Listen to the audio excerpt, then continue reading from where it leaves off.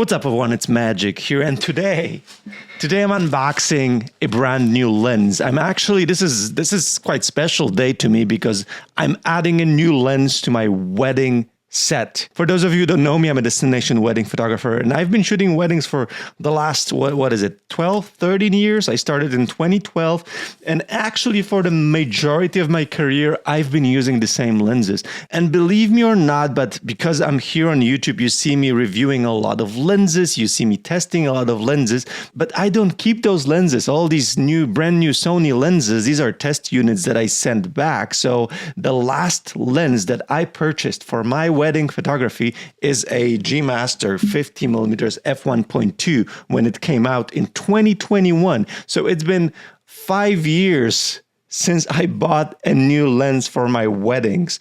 And for the majority of my career, I've been using the same sets of lenses. So back in the day when I was shooting Canon, I was using 24L, 35L, 50L, 85L, and 135L. And then occasionally I've been using also 45mm tilt shift.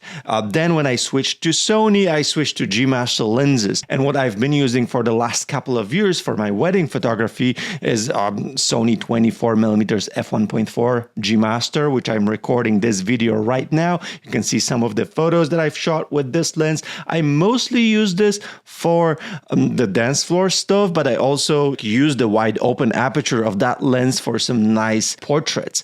Then my main used lens is a 35mm f1.4 G Master, which I basically use for everything.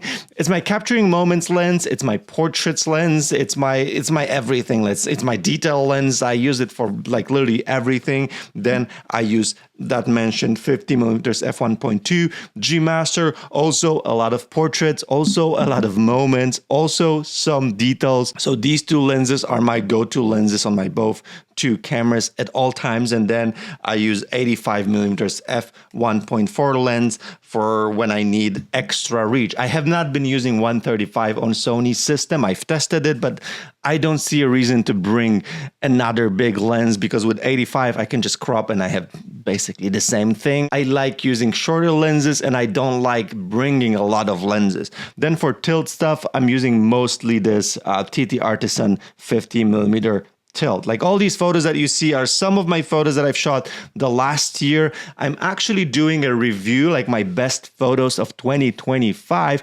And for that review, I'm also going to be reviewing your best photos, so best photos from my subscribers. And I already have like a bunch of people who signed up for this through my newsletter, but I have a link in the description. If you want also be a part of my review, submit between 5 to 10 photos, your best photos from the last year. It has to be wedding photos, and I'm going to be reviewing them here on the channel, either through a series of videos or through a live stream. Having said that, it's time to reveal the new lens. So I asked in the comments on my last video, what do you think it is? Some people said, oh, probably it's 5150. Someone said it's like probably 28 to 70, which is, by the way, absolutely lovely lens.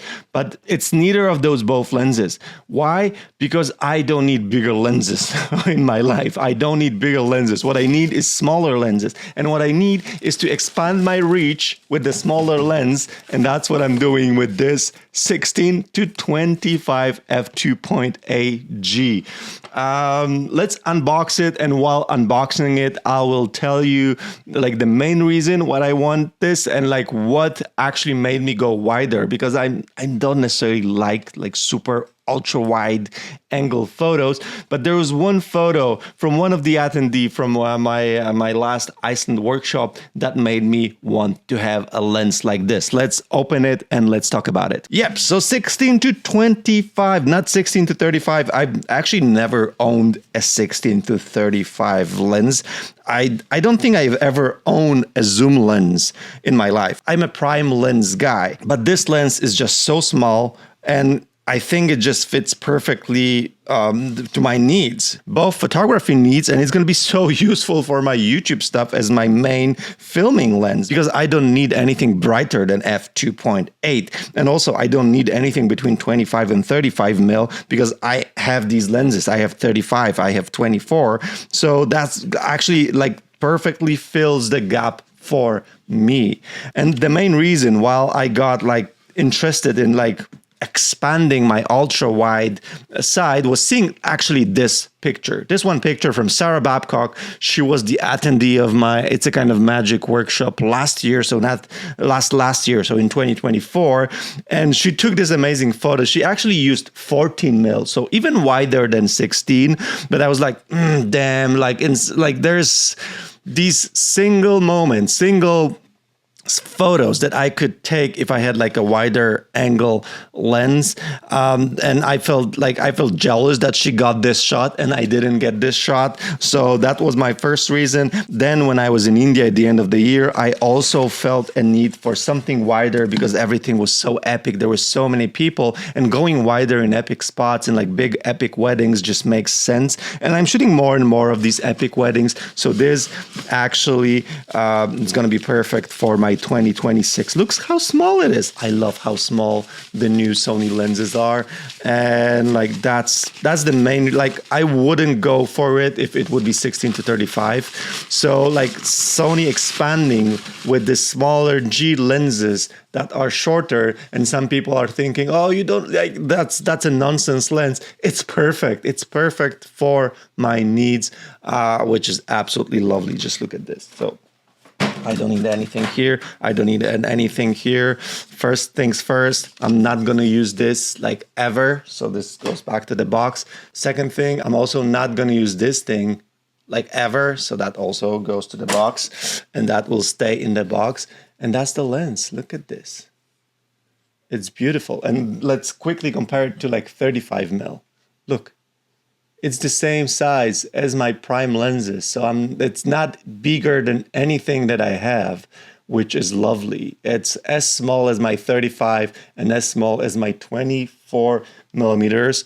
The only weird thing, but I'm gonna need to learn it either way, is the zoom. So it extends when you go wider. So you go to 16 and then the lens extends, which is slightly weird, but also I'm not used to any rotation side, so like I'm not used to any of these zoom lenses, so I will have to get used to it either way. This is it. This is my new lens for 2026. I'm really excited to shoot with it. I've tested it once, so I had a loaner for like a couple days when it came out. You can see the photos right here. So these are the photos that I took with this lens. So this beauty lands in my bag for 2026, both YouTube videos and for my wedding photography. I can't wait. Submit your photos. I want to see your best wedding photos. Again, I'm going to be either doing a live stream, maybe some giveaways, or I'm going to be doing a series of videos where I review your best wedding photos. The link is in the description, and I can't wait to see your best wedding photos.